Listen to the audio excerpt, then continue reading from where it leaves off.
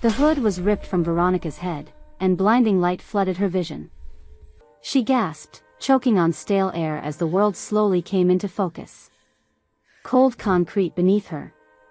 Rough rope biting into her wrists. A single flickering bulb swinging above her head like a pendulum counting down to something terrible. And standing directly in front of her, close enough to touch, was the woman she had mourned for 5 years. "Hello, baby girl." Her mother's voice was exactly as Veronica remembered it, warm and melodic, completely at odds with the coldness in her dark eyes. "You've grown up so beautiful. Just like I knew you would." Veronica's throat burned. Whether from screaming or crying or the hood that had suffocated her for hours, she couldn't remember. Her mind was a hurricane of confusion, grief, and rage all spinning together until she couldn't tell where one ended and the other began. "You're supposed to be dead." "I know, sweetheart. And I'm sorry you had to believe that. But it was necessary." Her mother, Grace Okafor, pulled up a metal chair and sat across from her daughter like they were about to have afternoon tea. She crossed her legs elegantly, her expensive heels clicking against the concrete. "I had to disappear to protect you. To protect us both." "Protect me?" Veronica's laugh was bitter and broken, scraping out of her chest like shards of glass. "You abandoned me. You left me with a father who chose his new wife over me. You let me spend 5 years grieving, struggling, starving, nearly dying on the streets. That's your idea of protection?"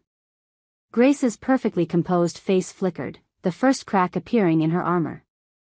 "Everything I did was for a reason, Veronica. And now that you've married into the Kwan family, you're finally in a position to help me finish what I started. Welcome back to part 2 of this incredible story, fam. If you haven't watched part 1, go back and watch it first because you will be completely lost. And if you're new here, hit that subscribe button right now because this channel is home to the most dramatic love stories on YouTube. Now let's get back into this chaos because it's about to get even crazier. Veronica stared at her mother, desperately trying to reconcile the woman before her with the loving parent she remembered from childhood. The mother who used to braid her hair while singing old Nigerian folk songs. The mother who made jollof rice every Sunday and told her she could be anything she wanted to be. That woman was gone. Maybe she had never existed at all. Grace looked older, yes, with silver streaking her natural hair and fine lines around her eyes that hadn't been there before. But she was still beautiful, still commanding, still radiating an energy that demanded attention. "What did you start?" Veronica asked quietly. "What is this really about, Mom?" The word felt foreign on her tongue. Mom. As if she still had one. Grace leaned back in her chair, a strange satisfaction crossing her features. 20 years ago, I worked for the Kwan family. Not Jae-won's father, but his grandfather, the original patriarch. Old Man Kwan. I was young, ambitious, and very good at my job. I handled their international accounts, moved money between continents, made problems disappear on paper. You were a criminal. I was a survivor. Just like you are now. Grace's eyes hardened like polished stones. But the old man, he wanted more than my professional skills. He came to my apartment one night, drunk and entitled, expecting me to just give myself to him because he paid my salary. Veronica's stomach turned. What happened? I refused him. I fought back. And for that, he destroyed everything I had built. Grace's voice trembled with old rage. He framed me for embezzlement. Put a price on my head. Forced me to flee the country in the middle of the night. I lost everything, Veronica. My career. My reputation. My safety. My daughter. Then why didn't you take me with you? The question hung in the air between them, heavy with years of abandonment and grief. Because having you with me would have made you a target too. I had to let you go so you could have a normal life. A safe life. Safe? Veronica's voice cracked. You think my life was safe? Victoria treated me like garbage. Dad pretended I didn't exist. I was thrown out on the street with nothing. How is any of that safe?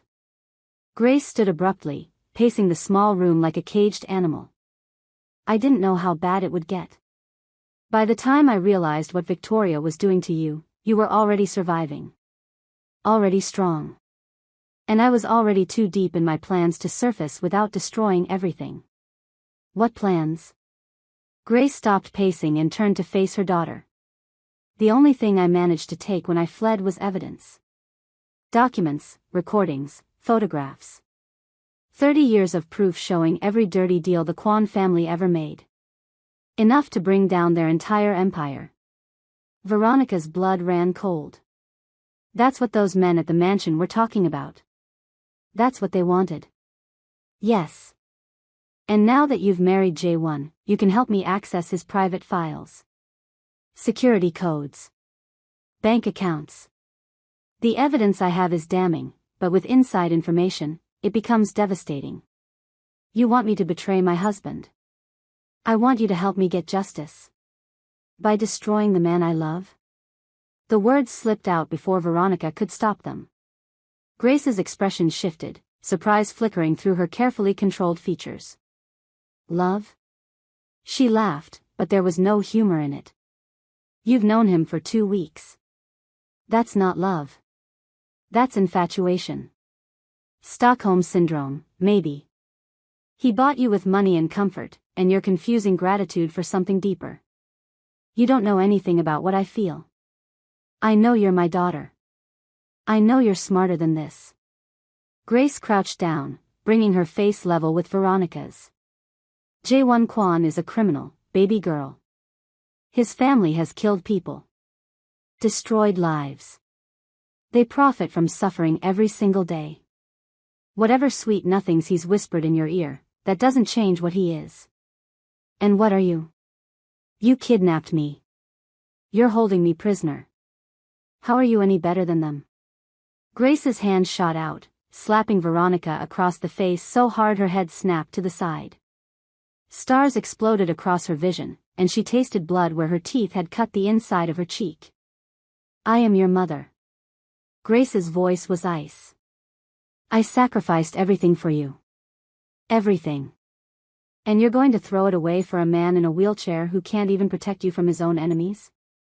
Veronica slowly turned her head back, meeting her mother's eyes without flinching despite the pain radiating through her face.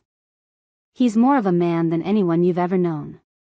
And when he finds me, you're going to regret every single thing you've done. Grace stared at her for a long moment. Then she stood, smoothing down her designer clothes like they had just finished a pleasant conversation. You have 24 hours to reconsider your loyalty. After that, I get what I need with or without your cooperation. And trust me, baby girl, you don't want to find out what that looks like. The door slammed shut behind her, and Veronica was alone with the flickering light and the echo of her mother's threat. Miles away, in the ruins of the Kwon mansion, Jae-won was at war. The attack had left the house in shambles. Shattered glass covered every surface like deadly snow. Bullet holes pockmarked the walls in random patterns. Blood stained the marble floors, some from enemies and some from the people Jae-won had sworn to protect. Eun-ji was in surgery at a private hospital. The doctors said she had a 50-50 chance. 4 of Jae-won's security team were dead, their bodies already being prepared for proper burials. And Veronica was gone. Gone because she had surrendered herself to save them. Gone because Jae-won hadn't been strong enough to stop her. He sat in his wheelchair in the wreckage of his study, surrounded by his most trusted men. Broken glass crunched under the wheels every time he moved. His brother Dae-young stood by what used to be a window, his usual arrogance replaced with grim determination. And in the corner, bound to a chair with blood dripping from her nose and split lip, sat the traitor who had made all of this possible. Mrs. Park. How long? Jae-won's voice was colder than anyone in the room had ever heard it. How long have you been working for Grace Okafor? Mrs. Park laughed, the sound hollow and defiant. Her perfectly styled hair was disheveled, her designer suit torn, but her eyes still burned with conviction. 15 years. Since before you were even running the family business. Grace saved my life when your grandfather would have had me killed for a minor mistake. I owe her everything. You owe her your life. And now you'll give me Veronica's location, or you'll give me yours. Threatening an old woman, Jae-won? Your grandfather would be proud. You're just like him after all. Jae-won wheeled himself closer until he was inches from Mrs. Park's face. I am nothing like that monster. But I will become worse than him if that's what it takes to save my wife. Your wife was never really yours. Mrs. Park's smile was cruel. The contract marriage, the timing, finding Veronica at exactly the right moment when she was most desperate, all of it was Grace's design. She's been planning this for years. Your little accident just gave her the perfect opportunity. The room went silent. Jae-won felt the words hit him like physical blows, each one stealing a little more air from his lungs. My accident, he said slowly. You knew about that too? Mrs. Park's confident expression faltered. No. That wasn't us. That was someone else entirely. Who? I don't know. Dae-young stepped forward from the window, his fist connecting with Mrs. Park's jaw hard enough to snap her head to the side. My brother asked you a question. I told you, I don't know. Mrs. Park spat blood onto the floor. Grace had nothing to do with the car accident. She was as surprised as anyone when it happened. It actually delayed her plans by months while she waited for you to become desperate enough to seek a contract wife. Then who tried to kill me? Who put me in this chair? Silence stretched through the ruined room. Mrs. Park's eyes flickered, just for a moment, toward something behind Jae-won. Toward the family portrait that still hung crooked on the wall. Look closer to home, she whispered. Someone who benefited from you being weak. Someone who wanted you out of the way. Jae-won and Dae-young exchanged a look, the same horrible suspicion dawning in both their minds. Father. But that was a problem for another time. Right now, only one thing mattered. Where is Grace holding Veronica? Mrs. Park shook her head slowly, almost sadly. Kill me if you want. Torture me for hours. I will never betray Grace. She's the only person who ever treated me like I was worth something. She's more family to me than anyone in this house ever was. Then you're useless. Jae-won nodded to two of his men. Take her to the basement. Keep her alive. We'll revisit this conversation when I have my wife back. As Mrs. Park was dragged away, Dae-young moved closer to his brother. We need to find that location fast. Every hour we waste is another hour Grace has to break Veronica or worse. I know. Jae-won's hands gripped the wheels of his chair so tightly his knuckles turned white. Pull every resource we have. Surveillance teams, informants, satellite tracking, everything. I want eyes on every property Grace Okafor has ever been connected to, every associate she's ever worked with, every alias she's ever used. That could take days. Then work faster. Dae-young hesitated, something unfamiliar crossing his face. Concern, maybe. Or the closest thing to it that he was capable of feeling. And what about father? What about him? If he really was behind your accident, if he tried to have his own son killed. Jae-won's jaw clenched so hard his teeth ached. Then I'll deal with him. But not until Veronica is safe. She is the priority. Nothing else matters until I have her back. Dae-young studied his younger brother for a long moment. They had been rivals their entire lives, competing for their father's approval, fighting for position within the family hierarchy, resenting each other for perceived slights and imagined betrayals. But in this moment, watching Jae-won's desperation, Dae-young saw something he had never noticed before. His brother was not just powerful or intelligent or ruthless. He was human. You really love her, don't you? Dae-young asked quietly. The girl from nowhere. The one nobody vetted. You actually fell in love with her. Jae-won didn't answer. He didn't need to. I'll find her location, Dae-young said finally. Whatever it takes. Okay fam, We need to pause here for a second because I know you're stressed. Comment right now and tell me who you think tried to kill Jae-won. Was it really his own father? And what do you think is going to happen to Veronica? Make sure you've hit that like button because we're only getting started with the drama. Back in the concrete room, 12 hours had passed. Veronica had drifted in and out of consciousness, her body screaming from being tied in the same position for so long. Her wrists were raw and bleeding from the rope. Her face throbbed where her mother had slapped her. And her heart ached with a pain that had nothing to do with physical wounds. She kept seeing Jae-won's face in that final moment. The desperation in his eyes as he reached for her. The way he had tried to crawl after her, his broken body fighting against its limitations. The sound of him screaming her name as the hood came down over her head. He would come for her. She had to believe that. She had to hold on to that single thread of hope or she would lose herself completely in this darkness. The door screeched open and Veronica tensed, expecting her mother. But it wasn't Grace who entered. It was a young woman around Veronica's age, beautiful in that sharp, dangerous way that came from growing up with too much money and not enough love. She had delicate Korean features, flawless skin, and hair styled so perfectly it probably cost more than most people's rent. So you're the famous Veronica. The woman circled her slowly, heels clicking against the concrete like a metronome. I have to say, I expected more. When I heard Jae-won had married some random black girl off the street, I thought she must be truly exceptional. She stopped in front of Veronica, tilting her head like she was examining a disappointing painting.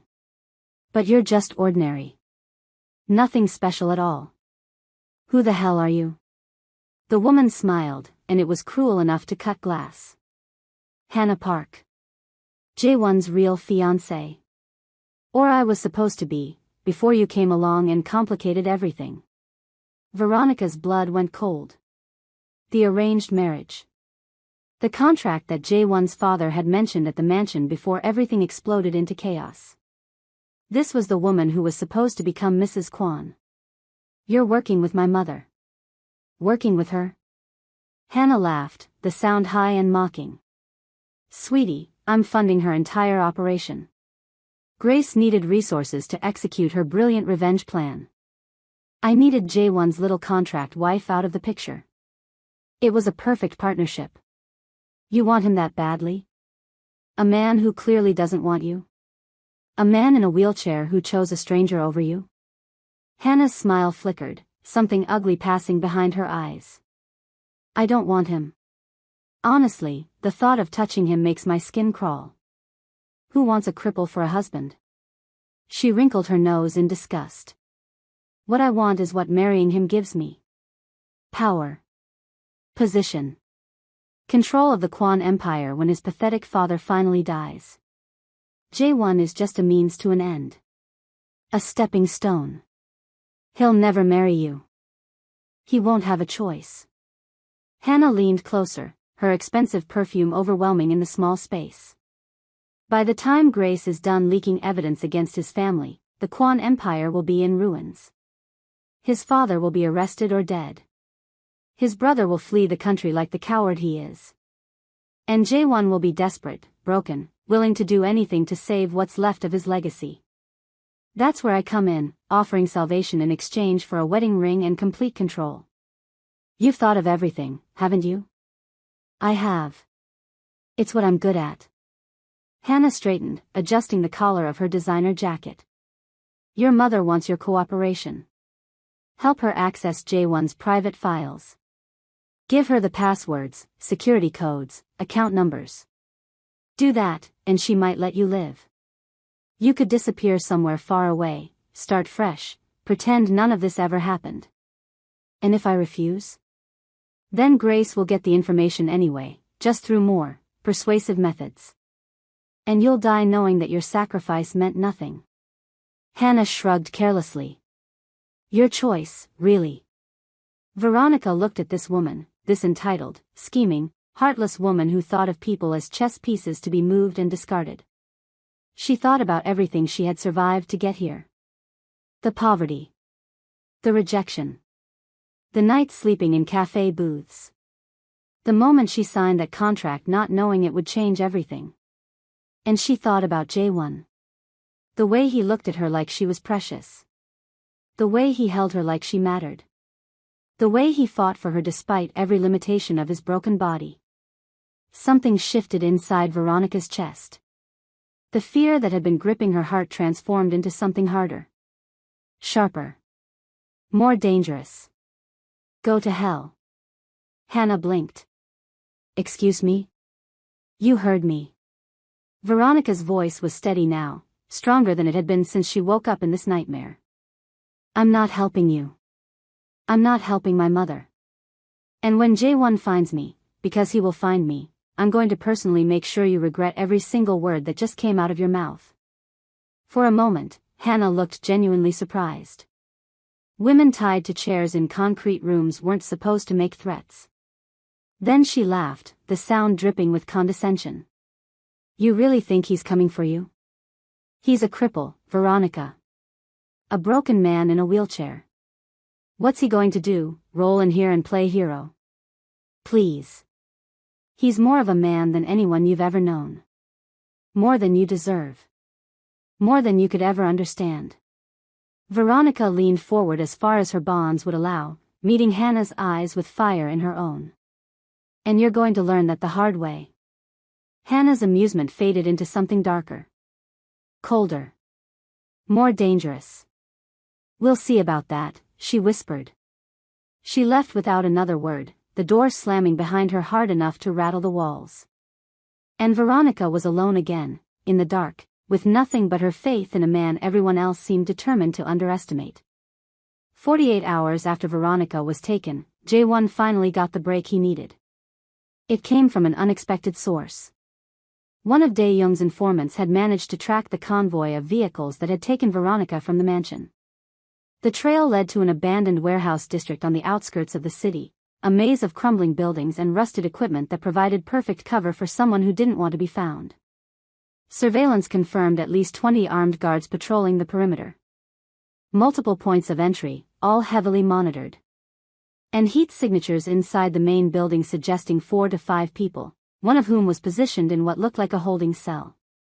Veronica. It's a fortress, Dae-young said, studying the surveillance feeds spread across the table. 20 guards minimum, probably more inside. We'd need a small army to breach it without casualties. Then we use an army. Jae-won's voice was flat, emotionless, completely at odds with the storm raging behind his eyes. And if they kill her before we reach her? The moment they know we're coming. Then we don't let them know. Jae-won wheeled himself to a cabinet on the far wall, pulling out blueprints, maps, tactical equipment. Coordinated assault. Multiple entry points. Complete communication blackout on their end before we move in. That would require someone on the inside. We have someone on the inside. Dae-young frowned. Who? Me. The silence that followed was deafening. Every man in the room stared at Jae-won like he had just suggested flying to the moon. You can barely stand, Dae-young said carefully. Your legs. My legs work when I need them to. Jae-won's jaw tightened. The doctors said I might never walk again. They said I'd spend the rest of my life in this chair. They were wrong.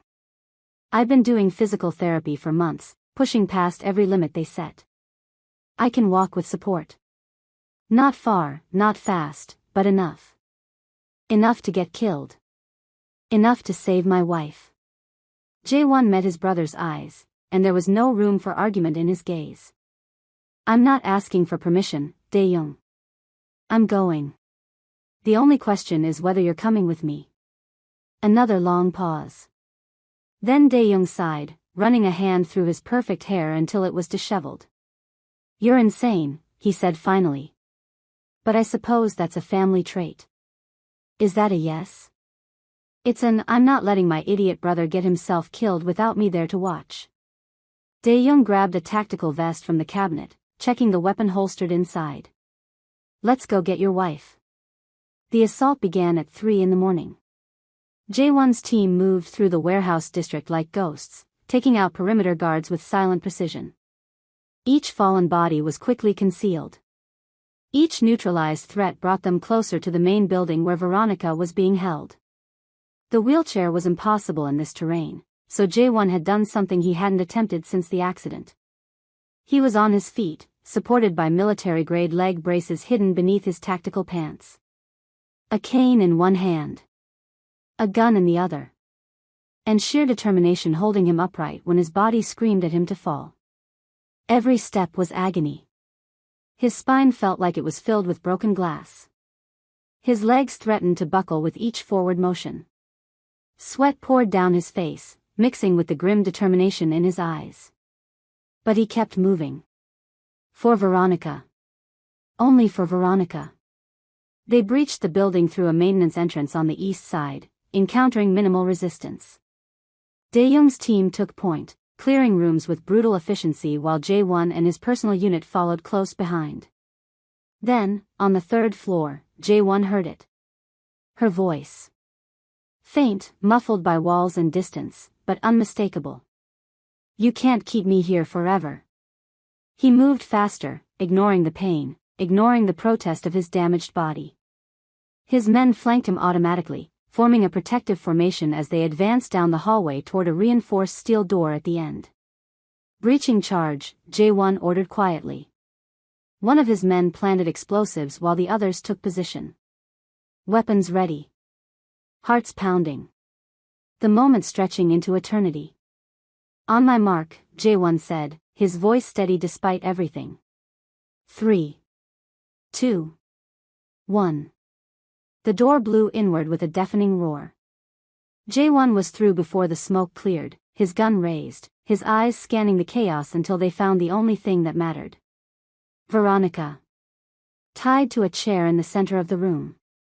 Bruised, exhausted, her face swollen from where someone had hit her. But alive. Alive and looking at him with an expression that broke his heart and healed it at the same time. Jae-won. I'm here. He moved toward her, but a figure emerged from the shadows behind Veronica, and Jae-won froze mid-step. Grace Okafor had a gun pressed against her daughter's temple. Drop the weapon, Mr. Kwon. Grace's voice was eerily calm. Or I'll paint the walls with her blood. The room went absolutely still. Jae-won's men had their weapons trained on Grace, red dots dancing across her forehead, but no one fired. One wrong twitch, one moment of hesitation on Grace's part, and Veronica was dead. Slowly, never breaking eye contact with the woman who held his wife's life in her hands, Jae-won lowered his gun to the floor. Good boy. Grace's smile was cold enough to freeze the air. I have to say, I'm genuinely impressed. I didn't expect you to find us this quickly. And look at you, walking no less. You must really love my daughter. I do. How touching. How incredibly, tragically touching. Grace's gun pressed harder against Veronica's temple, making her wince. Unfortunately for you, love doesn't change anything. I've spent 20 years planning my revenge against your family. I'm not going to stop now. I'm not my grandfather, Jae-won said evenly. I had nothing to do with what happened to you. You benefit from his crimes. You live in luxury built on the suffering of people like me. That makes you complicit. Mom, please. Veronica's voice was strained with terror. This isn't justice. It's revenge. And it won't bring back the years you lost. It won't heal anything. It won't change what he did to you. Quiet. Grace's composure cracked, just slightly. You chose him over me. Your own mother. You don't get to lecture me about healing. I chose love over hate. I chose building a future over destroying the past. That's not the same thing as choosing him over you. Something flickered in Grace's eyes. Pain. Regret. The ghost of the mother she used to be, still lurking somewhere beneath all that rage. Grace. Jae-won took a single step forward, his hands raised in surrender. I will give you everything. Every dollar my family has. Every property, every account, every asset. Take it all. Just let her go. You would do that? Give up your empire for one woman? She's not just any woman. She's everything. Veronica's eyes filled with tears, and she shook her head desperately. Jaewon, no. Don't. I would burn the whole world down if it meant keeping you safe. Jaewon's voice broke on the words, all his walls crumbling at once. You're my wife. My heart. The only thing in my life that's ever felt real. So yes, Grace, I would give up everything. Name your price. Grace stared at him, truly stared, like she was seeing him for the first time. Her gun wavered, lowering a fraction of an inch. That was all the opening Dae-young needed.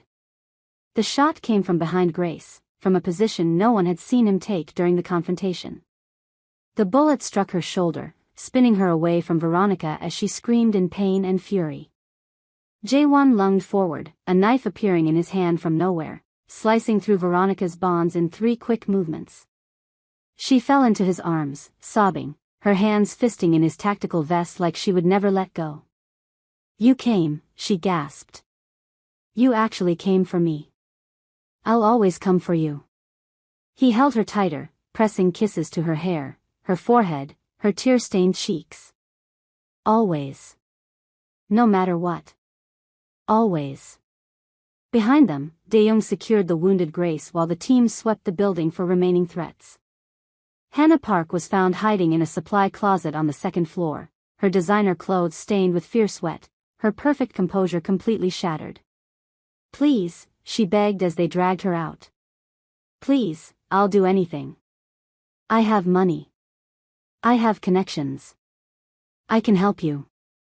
The only thing you can do, Dae-young said coldly, is pray that my brother decides to let you live. The ride back to the city was quiet. Veronica sat pressed against Jaewon's side, her head on his shoulder, their fingers intertwined. Neither of them spoke. There was too much to say, and not enough words in any language to say it. When they finally reached the safe house that Dae-young had arranged, Jaewon carried Veronica inside himself. His legs screamed in protest. His back felt like it was on fire. But he refused to let anyone else touch her. He laid her gently on the bed in the master suite, then collapsed beside her, his breathing ragged with pain and exhaustion. You're hurt, Veronica whispered, reaching for his face. I'm fine. You're not.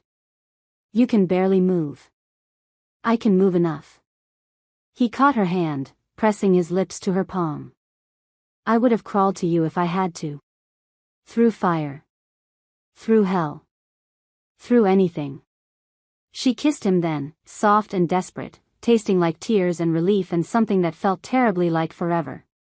When they broke apart, both breathing hard, Veronica traced the line of his jaw with trembling fingers. I meant what I said. When they took me. I love you, Jaewon. It wasn't the fear talking. It wasn't desperation. It was real. I know. He pulled her closer, tucking her head beneath his chin. I love you too, Veronica. I think I have since the moment you walked into that restaurant, all fire and pride with nothing to your name but courage.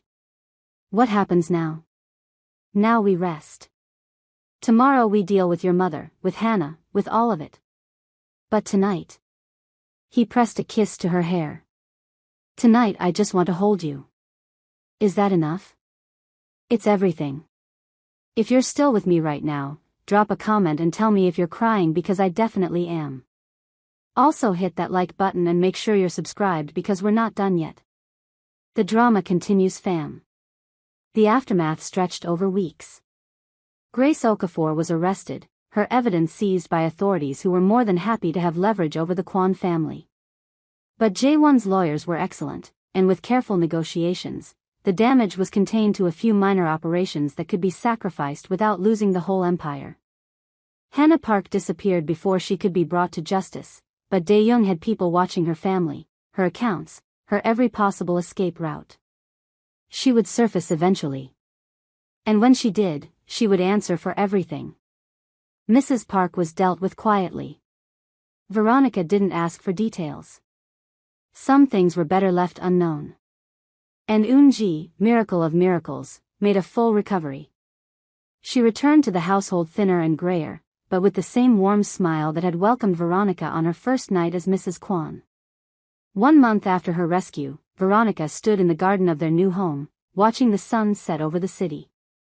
The mansion had been sold, too many bad memories in those walls. This house was smaller, quieter, a place where they could build something new together. Arms wrapped around her from behind, and she leaned back into Jae-won's solid warmth. "You're thinking too loud," he murmured against her ear. "I can hear it from inside. Just processing. It's been a lot." "That's an understatement." She turned in his arms, studying his face in the golden light. He looked healthier than he had a month ago, his physical therapy showing real results. He could walk short distances now without the braces, though he still used the wheelchair for anything requiring extended movement. "I have something to tell you," Veronica said quietly. "That sounds ominous." "It's not. At least, I don't think it is." She took a deep breath. "The contract. Our original agreement. It expires in 11 months. Jae-won's expression flickered. "I know. I don't want it anymore." He went very still. "You want to leave?" "No."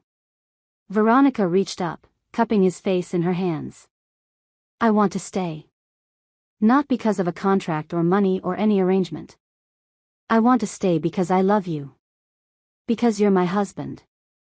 Really my husband, for as long as you'll have me." The tension drained out of his body so fast he actually swayed. "That could be a very long time, Veronica. I'm counting on it."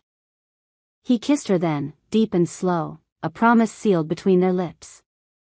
When they finally broke apart, both breathless, he rested his forehead against hers. "I was going to ask you the same thing. To stay. To make this real. Great minds think alike. Or fools in love. Maybe both." They stayed like that as the sun finished its descent, wrapped in each other, finally at peace. The road ahead wouldn't be easy. There would be challenges, enemies, complications they couldn't even imagine yet. But they would face it together. As partners. As lovers. As husband and wife. The sound of Veronica's phone shattered the moment. She pulled it from her pocket, frowning at the unknown number. "Hello?" Silence on the other end. Then a voice, distorted and unrecognizable. "Did you really think it was over, Mrs. Kwon? Who is this?" "Someone who's been watching. Someone who knows secrets even your mother didn't have access to." A pause. "Ask your husband about what really happened the night of his accident. Ask him who he was meeting. Ask him about the woman in the car with him." The line went dead. Veronica lowered the phone slowly, her heart pounding. Jae-won was watching her with concern. Who was that? She looked at him, at the man she loved, at the man who had fought through hell to save her. And she felt a new crack forming in the foundation of everything they had built. "Jae-won," she said carefully, "the night of your accident. Were you alone in the car?" His face went absolutely white. And Veronica knew, with terrible certainty, that the peace they had found was about to shatter all over again. "All right fam, I know you're screaming at your screen right now. Who was in the car with Jae-won? What secret has he been keeping? And who is this mysterious caller who seems to know everything?" Drop your theories in the comments because I am dying to know what you think. Make sure you're subscribed with notifications on because part 3 is coming and I promise you, it's going to turn everything upside down. Like this video if you're ready for more chaos, and I'll see you in the next one.